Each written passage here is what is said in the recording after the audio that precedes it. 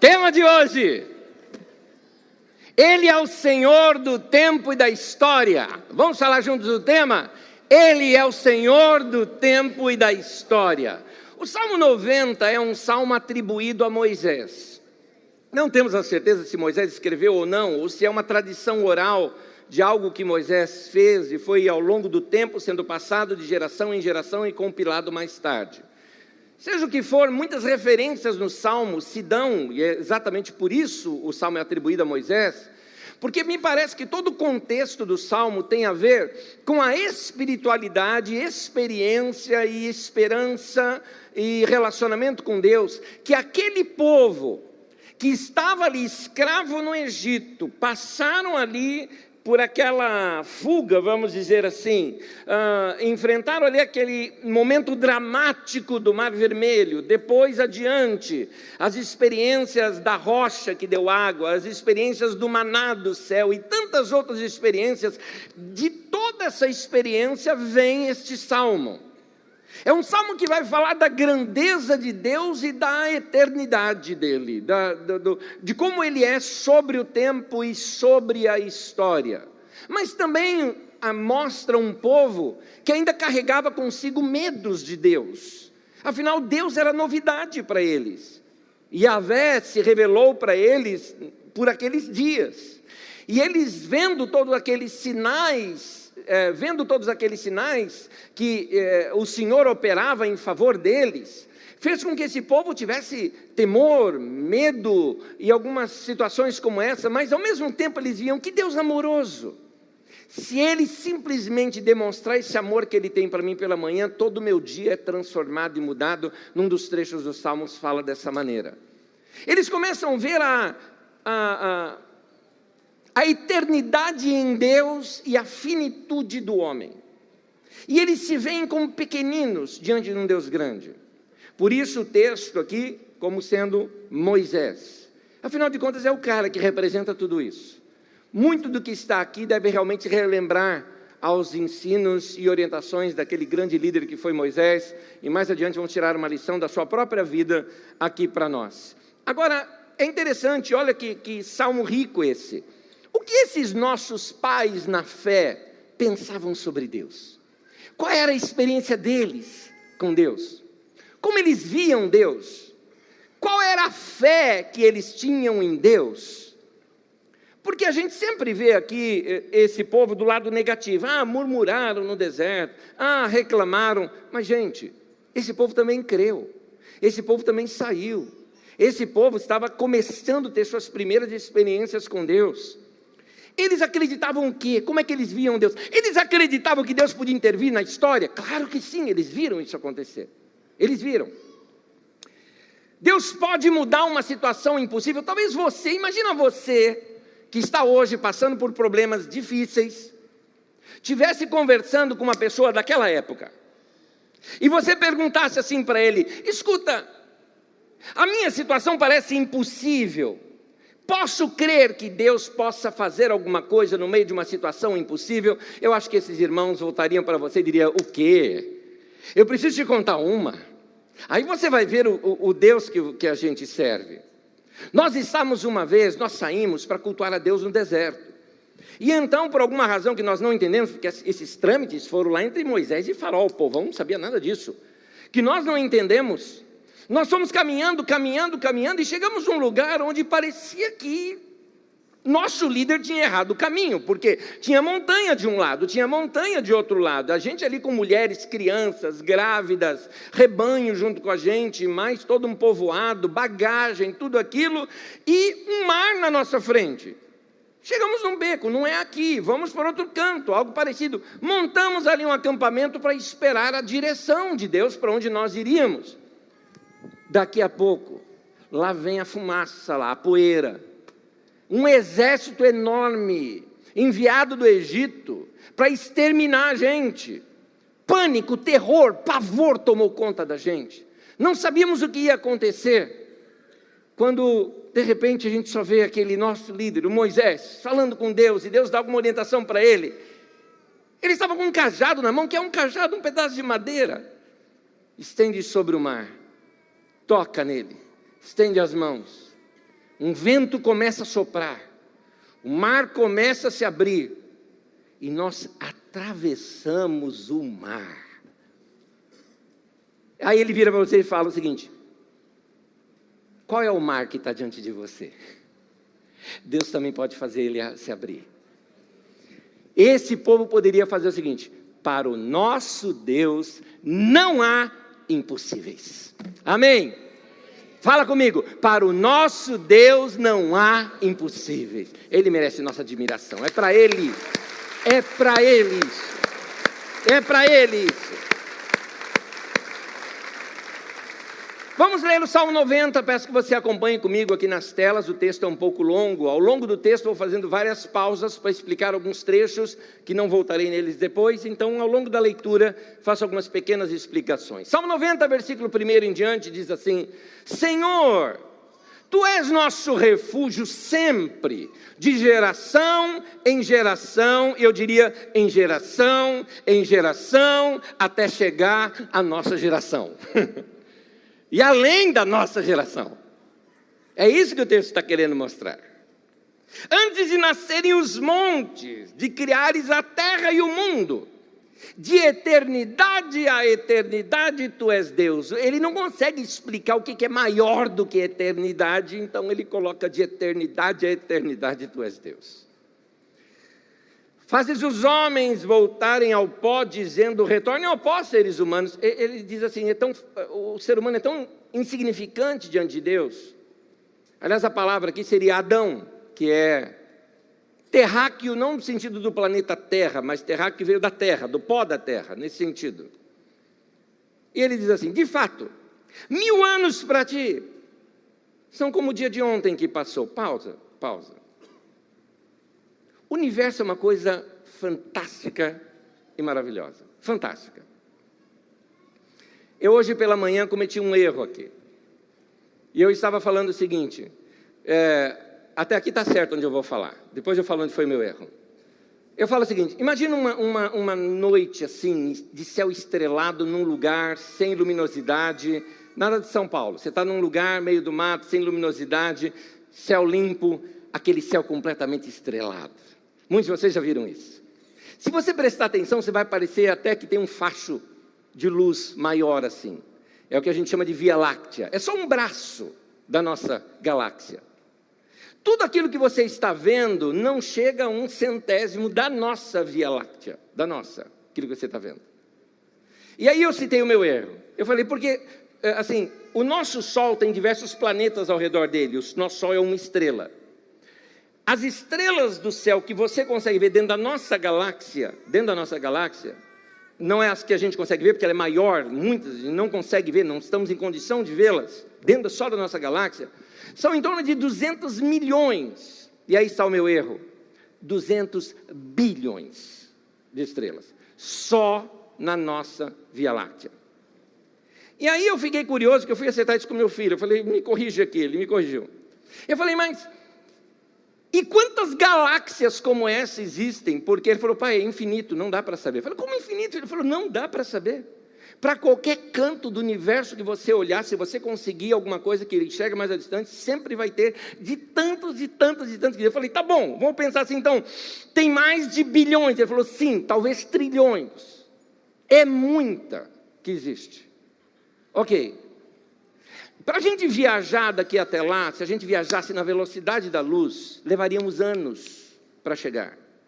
Para você ter uma ideia, só para a gente conseguir chegar a algum lugar, existem determinados lugares que você olha aqui no céu, por exemplo, algumas estrelas que você olha, elas estão assim, 2000 anos-luz até nós. Como que é isso? A luz, quando saiu daquela estrela para chegar até nós aqui, levou essa caminhada toda de 2000 anos para chegar aqui. Ou seja, quando você olha para o céu, você está vendo o passado. Porque talvez algumas coisas que você está vendo nem existam mais. Porque a luz chegou aqui agora, mas ela foi emitida lá atrás. E quando a gente pensa assim em 1000 anos, milhões de anos, centenas de anos, bilhões de anos, 13,5 bilhões de anos para a construção do nosso universo, e aí você lê sobre Deus dizendo para ele 1000 anos é como um dia.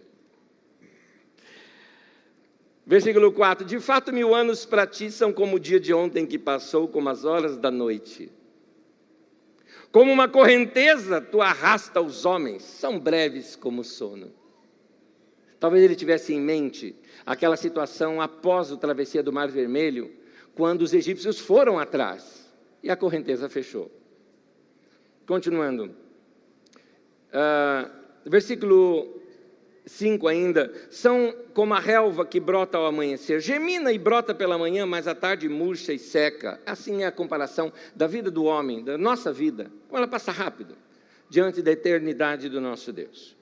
Os anos da nossa vida chegam a 70 ou a 80 para os que têm mais vigor. Comento sobre isso mais adiante. Entretanto, são anos difíceis, cheios de sofrimento, pois a vida passa depressa e nós voamos. Quem conhece o poder da tua ira? Pois o teu furor é tão grande como o temor que te é devido. Ensina-nos a contar os nossos dias, para que o nosso coração alcance sabedoria. O que ele está vendo? Ele falou: Senhor, a nossa vida passa tão rápido, então nos ensine a valorizar cada momento, contar cada momento do nosso dia, não perder nenhum dia, para que a gente seja mais sábio. Continuando aqui: volta-te, Senhor, até quando será assim? Tem compaixão dos teus servos. Satisfaze-nos pela manhã com teu amor leal, e todos os nossos dias cantaremos felizes. Dá-nos a alegria pelo tempo que nos afligiste, pelos anos que tanto sofremos. Sejam manifestos os teus feitos aos teus servos e aos filhos deles o teu esplendor. Esteja sobre nós a bondade do nosso Deus soberano. Consolida para nós a obra das nossas mãos. Consolida a obra das nossas mãos. Esse final eu explico mais adiante para vocês. Primeira coisa que eu queria mostrar aqui para vocês é a seguinte: Deus é grande, mas não está distante. Vamos falar isso juntos? Deus é grande, mas não está distante. O universo, como eu vim falando para vocês, ele é enorme. As distâncias são imensas. Imagina o Deus que criou tudo isso, muito maior do que tudo, só que ele vence esse problema espaço-tempo. Espaço e tempo não é limite para ele. Por isso ele é o Senhor do tempo e da história. Ele pode estar lá e aqui, ele pode criar tudo e ouvir tudo ao mesmo tempo. Ele pode ouvir todas as nossas orações ao mesmo tempo e comungar com cada um de nós ao mesmo tempo. Essa é a capacidade do nosso Deus. Como assim um Deus tão grande como esse? Ele é enorme. O seu poder é imenso. No entanto, ele não deixou de ser um Deus pessoal. Como diz a letra daquele cântico: e apesar desta glória que tens, tu te importas comigo também.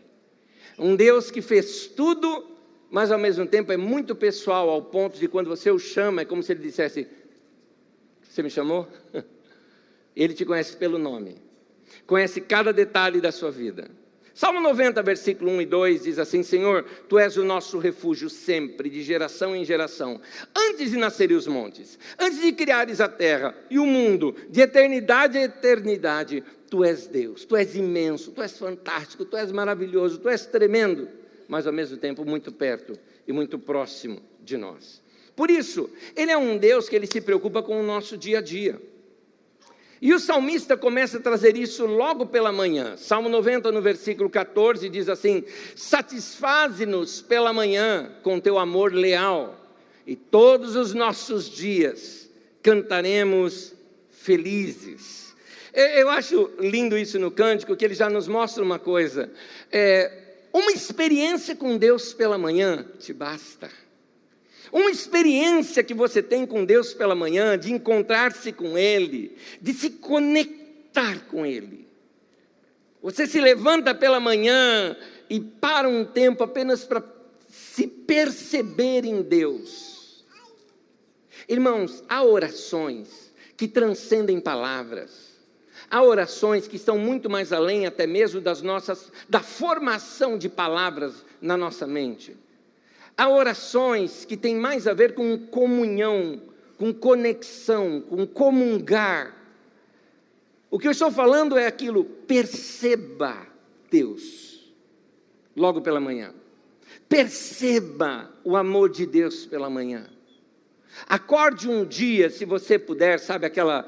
Vai para um jardim, abre a janela, olha para o céu, ou faz qualquer coisa que você tenha um contato diferente de um quadrado de onde você dorme o dia inteiro, onde você passa o dia todo, não é? Faz aquele contato, abra teus braços, olha para Deus, olha para os céus e simplesmente se conecte com Ele. O texto diz, quando isso acontece com a gente, logo pela manhã, e percebemos esse amor de Deus, Ele diz, todos os nossos dias cantaremos felizes. O Salmo nos mostra como a gente pode mudar o nosso humor logo cedo. O Salmo nos mostra como a gente pode, logo pela manhã, já nos abrirmos para uma experiência maior com Deus. Este Deus a quem nós servimos, Ele se envolve com o nosso dia a dia, se envolve com o nosso tempo. E o tema de hoje, Ele é o Senhor do tempo e da história. Ele está presente. Mais uma coisa, esse Deus, Ele também se preocupa com o nosso dia a dia, inclusive com o teu trabalho. Por alguma razão, nós criamos a nossa mente entre uma separação entre religião e secularismo.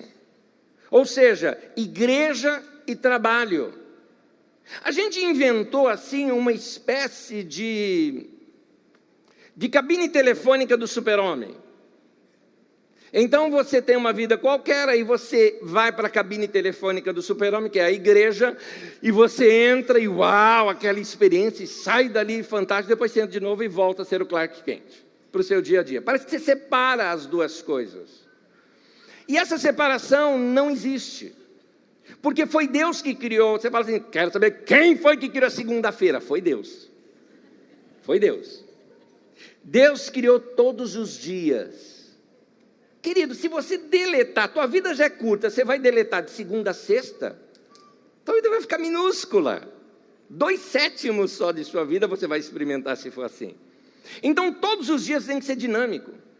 Quando eu trabalho, eu também cultuo a Deus. Eu não cultuo a Deus só aqui. Quando eu trabalho, eu também vivo para Deus. Eu também tenho experiências com Deus. E Deus se interessa também pelo teu trabalho. Deus se interessa com aquilo que você pode produzir. Olha como isso é importante. Nós hoje estamos aqui experimentando algo coletivo com Deus, mas também como fruto do trabalho de um monte de gente. Lá do cara que fez a sua cadeira que você está sentado. O cara que foi para o trabalho costurar isso que você está sentado em cima. A roupa que você está usando, o calçado que você está usando, esse lugar aqui do jeito que foi construído, e tantas outras coisas que são frutos de trabalho. Então, todo trabalho ele é visto como algo importante de Deus para nós. Por isso, Deus se interessa pelo seu sucesso pessoal. O que é sucesso para mim? É eu fazer exatamente o que Deus planejou para que eu fizesse. Isso é sucesso. Entre o dia da sua vida, do seu nascimento até o dia da sua morte, é o tempo suficiente para cumprir o propósito de Deus para a tua vida. Então, Deus quer realizar alguma coisa através de você para abençoar muitas pessoas. E Deus está interessado nisso. Deus quer se envolver com o meu trabalho e com o teu trabalho. Aquele momento do salmista, onde ele fala, confirma a obra das nossas mãos. Do que ele está falando? No meu trabalho. Senhor, faz o meu trabalho valer. É isso que o salmista termina pedindo para Deus. Minha vida é tão curta aqui na terra. Então aquilo que eu faço, eu quero que isso tenha valor, o que eu estou fazendo. Eu quero ler esse trecho numa outra tradução. Nova tradução na linguagem de hoje, Salmo 90, versículo 17, diz assim: derrama sobre nós as tuas bênçãos, ó Senhor, nosso Deus. Dá-nos sucesso em tudo o que fizermos. Sim, dá-nos sucesso em tudo. Olha essa frase. Dá-nos sucesso em tudo. Vamos falar juntos. Dá-nos sucesso em tudo. É como se você dissesse, Deus, eu preciso da tua bênção. Não faz sentido a minha vida. De nada vale o meu trabalho sem essa bênção do eterno. Meu querido, vai crescer nessa área. Não é errado se envolver com Deus nessa área. Não é errado você querer crescer. Estou falando até financeiramente, não é errado. Tem gente que fala, não, isso não pode falar com Deus. Claro que pode. Claro que pode. Não é errado querer crescer, não é errado sonhar alto nessa área, não é errado ter sonhos. Esses dias eu estava lendo um texto da Bíblia que eu gosto bastante e meditando nele de novo, e o texto do Salmo, ele diz assim, do Senhor é a terra e toda a sua plenitude, né? Em outras palavras, está dizendo assim, Deus criou toda a terra e é dele tudo isso daqui, e ele a deu a nós, os filhos dos homens. Em outras palavras, é como se Deus falasse assim, gente, eu criei um mundo enorme, um planeta suficiente para vocês verem muita coisa, divirtam-se. E você nunca saiu de Osasco na vida. Vai sonhar. Que erro tem querer ir conhecer outros lugares? Deixe-se encantar. Sonha. Não é errado sonhar, não é errado ter ambição, sabia disso?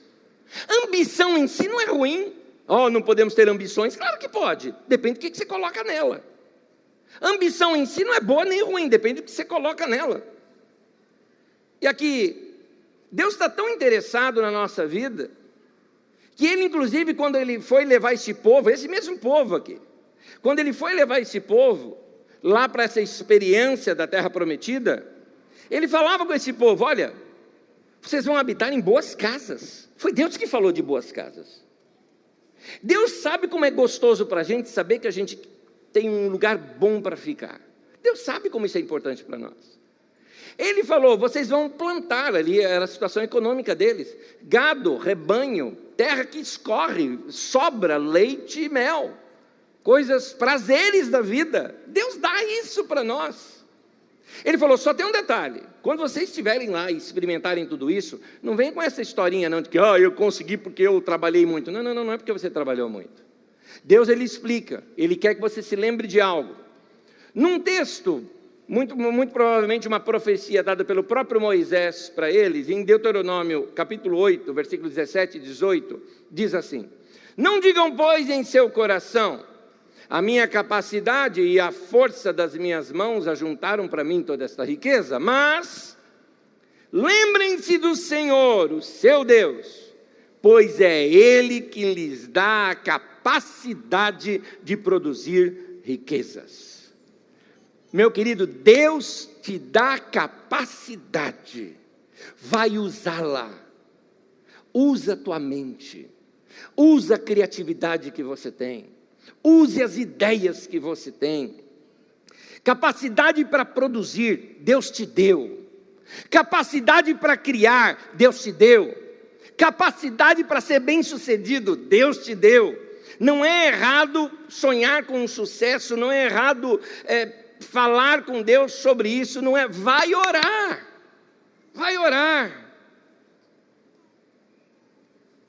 o que te impede de imaginar-se crescendo na vida? O que seria a tua vida numa versão melhorada? Vamos lá, sua vida versão 2.0, o que seria? Uma versão melhorada aí da tua vida, o que seria ela? Como anda a sua capacidade de sonhar? Você tem usado isso? Gosto de fazer essa pergunta. O que você faria se você não tivesse medo? O que você faria se você não tivesse medo? O que você faria se você soubesse que não iria falhar? Se alguém lhe proporcionasse dinheiro suficiente para realizar um projeto, que é o projeto dos sonhos da sua vida, eu te pergunto, qual seria esse projeto? Já está pronto? Você já sonhou com ele? Você já ouviu? Aquilo está claro para você? Usando linguagens lá do Yang Show, você está grávido dele, não é? Está dentro de você tudo isso? Se você fosse pedir um pedido para Deus hoje, e esse pedido tivesse a garantia de Deus dizer, sim, eu vou fazer, qual seria esse pedido que você faria hoje para Deus? E eu te pergunto, até onde você crê em Deus? Qual é o limite que você coloca na tua fé para o teu Deus? Deus é ilimitado, mas a gente parece que coloca Deus dentro de uma caixa, não é? A gente fala, não, isso Deus não pode fazer, isso Deus não pode fazer. Até onde você crê no poder de Deus? Nós precisamos ter ambições sadias. A ambição em si não é ruim nem boa, depende do que a gente coloca nela. Então, muitas pessoas, elas andam na vida sem almejar nada, por isso não alcançam nada. Normalmente você não alcança algo maior do que aquilo que você deseja. Quando Deus chegou para Abraão, por exemplo, que falou assim: Abraão, sobe aqui no monte, dá uma olhada lá, o máximo que você pode, ao norte, sul, leste, oeste, a terra que você vê, você vai possuir. Deus disse para Abraão. O que significa isso para mim? Para mim, em particular, eu vejo assim: o que eu não estou vendo, eu não vou ver, não vou chegar. E nunca vou chegar numa coisa que eu não estou vendo, que eu não estou imaginando, que eu não estou querendo, que eu não estou desejando. Precisamos ser visionários nesse sentido. Quando você enfrenta um problema, uma dificuldade, minha dica para você: olhe além dele. Comece a ver essas coisas solucionadas. Isso faz com que você consiga esperança, faz com que você consiga forças. Está difícil, tá, mas é como aquele atleta que ele já está sem força mais alguma naquela maratona, mas ele começa a avistar o ponto de chegada, ele arranca a força de onde ele não tem, ele fala: eu não vou desistir, eu vou chegar até lá. Vai ver, meu querido, vai sonhar. Gosto desse sentido daquele nosso irmão querido lá da Coreia do Sul, que mais impactou tanto a igreja no mundo inteiro. Nunca na história da igreja tivemos uma igreja tão grande como aquela da Coreia, de Yang Cho. Yang Cho, ele disse o seguinte: um homem de fé, ele disse assim: diga-me a tua visão e eu vou te dizer aonde você vai chegar. Qual que é a tua visão? Onde você quer chegar? O que você quer da sua vida? Você precisa ter uma ambição, um sonho, um desejo ardente, algo que te motive. Por quê? Porque Deus está interessado na tua história, meu querido. Ele, tema de hoje, Ele é o Senhor do tempo e da história. Ele está interessado nisso. Segunda coisa, Deus não está preso ao tempo. O tempo é limite para nós, mas não para Deus. E é aqui que eu quero te mostrar uma das crises humanas que a gente tem. Começa no Salmo 90, versículo 4, falando: de fato, 1000 anos para ti são como o dia de ontem que passou, são como umas horas da noite. Mas para nós não é assim. Para nós é o versículo 10. Dá uma olhada, Salmo 90, 10. Os anos da nossa vida chegam a 70. Para os que têm mais vigor, ou 80 para os que têm mais vigor. Eu, parando aqui para pensar um pouquinho, na verdade esse cara aqui estava muito positivo já. Porque a expectativa de vida para aquele tempo era em torno de 50, 60. O cara fala de 70, 80. Seria como nós hoje, com uma expectativa de vida de 70, nós falando assim, algo em torno de 90 ou 100 anos de idade. Ok? É nesse nível. Continuando. Entretanto, são os anos difíceis, cheios de sofrimento, pois a vida passa depressa e nós voamos. Segundo chegou para nós o conhecimento, quem escreveu isso? Moisés. Como assim, Moisés? Porque não foi essa a experiência dele. Muitos de vocês já estão começando a sentir no seu corpo a diferença dos anos. Alguns de vocês já estão percebendo que a mente está lá querendo fazer alguma coisa e o corpo não está reagindo. Você não tem mais aquele pique de antes. Você começa a perceber dificuldades. E aí o terror da nossa geração, nós não sabemos lidar com a velhice. Começamos a entender ou achar que a velhice é fim. Começamos a encarar a velhice como não dá para fazer mais nada. Para muitos, a terceira idade é um terror. E quando a gente lê esse salmo, a gente fala: está vendo? Olha lá, está escrito.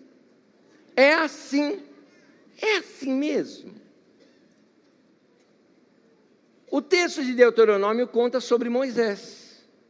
Vamos ver qual foi a experiência do Moisés. Deuteronômio 34, versículo 7. Moisés tinha 120 anos de idade quando morreu. E o detalhe mais legal: todavia, nem os seus olhos, nem o seu vigor tinham se enfraquecido. O que nos mostra que esse texto é que alguém resolveu desafiar isso. Meu querido, começa a renovar de dentro para fora. Sim, você tem que melhorar sua alimentação. Sim, você tem que melhorar sua área de exercícios. Sim, você tem que cuidar da sua saúde, do seu sono. Sim, você tem que ter uma vida mais tranquila. Sim, para tudo isso. Mas não adianta nada disso se a sua cabecinha linda vive cheia de conflitos. Renova a tua mente. Renova a sua maneira de olhar a vida. Olhe a vida de um modo diferente. Não envelheça de dentro para fora. Se renove de dentro para fora. Volte a sonhar. Volte a querer crescer. Você fala, Nésio, mas a minha idade já está um pouco avançada. Eu já passo dos meus 70 anos de idade. Como é que você fala para eu sonhar com algo? O que me resta para sonhar? Pois bem, este cara aí, o Moisés, lembra da experiência dele?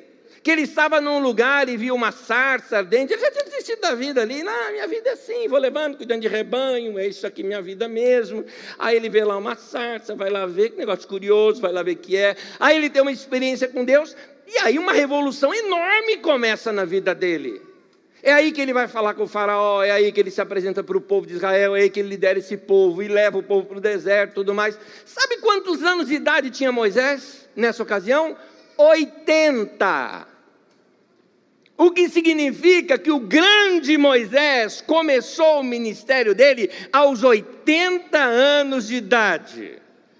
O que significa que nunca é tarde demais para você desejar algo, para você sonhar algo. Continua sonhando, queridos. Continua vivendo. Enquanto você estiver respirando, enquanto você tiver fôlego de vida, vai viver, vai sonhar. É por isso que a Bíblia fala, em Atos 2,17, diz assim, nos últimos dias, diz Deus, eu derramarei do meu Espírito sobre todos os povos e os velhos sonharão.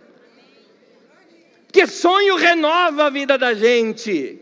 Sonho aquece o coração da gente. O que você está sonhando? O que você está desejando? Deseje, sonhe. Mas é qualquer coisa? Não, querido, tempo de manhã com Deus, siga aquelas impressões no coração, vai ter tempo com teu Deus, Ele vai colocar essas coisas no teu coração. Tem muita coisa ainda aí para acontecer na sua vida, tem muita coisa. Por que Deus não te levou para o céu ainda? Por que você já não morreu? Porque Deus ainda tem coisa para escrever na sua história. Tema de hoje, Ele é o Senhor do tempo e da história. Esse é o nosso Deus. Esse é o nosso Deus. Ainda no Salmo 90, o versículo 15 e 16, diz assim, dá-nos alegria pelo tempo que nos afligiste, pelos anos que tanto sofremos, sejam manifestos os teus feitos aos teus servos e aos filhos deles, o teu resplendor. Que pedido, eu gostei desse pedido. Eles falam, Senhor, nós sofremos, tudo bem, a nossa vida é curta, só que boa parte da nossa vida foi como escravo lá no Egito, fomos afligidos, quer dizer, uma parte da nossa vida foi embora, já foi para o ralo, nos sobra pouco tempo de vida. Então ele ousa pedir a Deus justiça. A vida fez isso com a gente, Senhor, faz o seguinte, nos dê alegria proporcional ao tempo que eu passei aflição. Oh, glória! Meu irmão, minha irmã querida, tem passado aflição na tua vida? Foram anos difíceis na sua vida? Chegou o tempo do teu êxodo. Chegou o tempo do teu êxodo. Sai disso. Sai disso. Vai experimentar coisa nova. Vai crescer. Vai experimentar alegria com Deus. E tem mais, o texto ainda ele continua falando, e Senhor, e ainda manifesta os teus feitos aos teus servos e aos filhos deles o teu resplendor. Ou seja, Senhor, faz algo tão grande na minha vida, mas tão grande na minha vida, que até os meus filhos vejam isso, meus filhos experimentem, meus netos experimentem. É isso. Que Deus construa algo tão maravilhoso na sua vida, que os seus filhos, os seus netos olhem para trás e vai falar o seguinte, o quê? Eu não caminhei de lá até aqui, foi meu pai, foi minha mãe que fez isso. É dessa base em diante que eu vou. Eles vão levantar as mãos para os céus e vão falar assim: obrigado, Deus, pelo pai e mãe que o Senhor me deu. Que seja assim na sua vida, meu querido, em nome de Jesus. Que seja assim na sua vida. Eu tenho mais para falar com você, fique em pé comigo, por favor.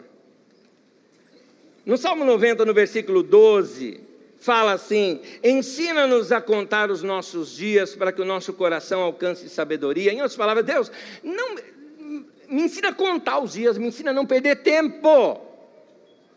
Pede para Deus: Deus, eu não quero perder mais tempo na minha vida. Aí no teu coração, você não precisa nem repetir comigo, aí no teu coração, faz essa oração para Deus: Deus, me ajuda a não perder mais tempo na minha vida. Me ajude a otimizar o meu tempo, a utilizar melhor o meu tempo. Me ensine a valorizar os meus dias aqui na terra, Senhor, porque eles são curtos. É isso. Último texto que eu quero ler com vocês, Salmo 90. Novamente o versículo 1 e o 2. Senhor, Tu és o nosso refúgio sempre. Quem falou isso foi gente que passou a escravidão, tanta coisa, e falou: o Senhor é meu refúgio. Sempre. De geração em geração, em geração, em geração, em geração. Antes de nascerem os montes e de criares a terra e o mundo, de eternidade a eternidade. Durante toda a história, o quê? Tu és Deus. Vamos celebrar.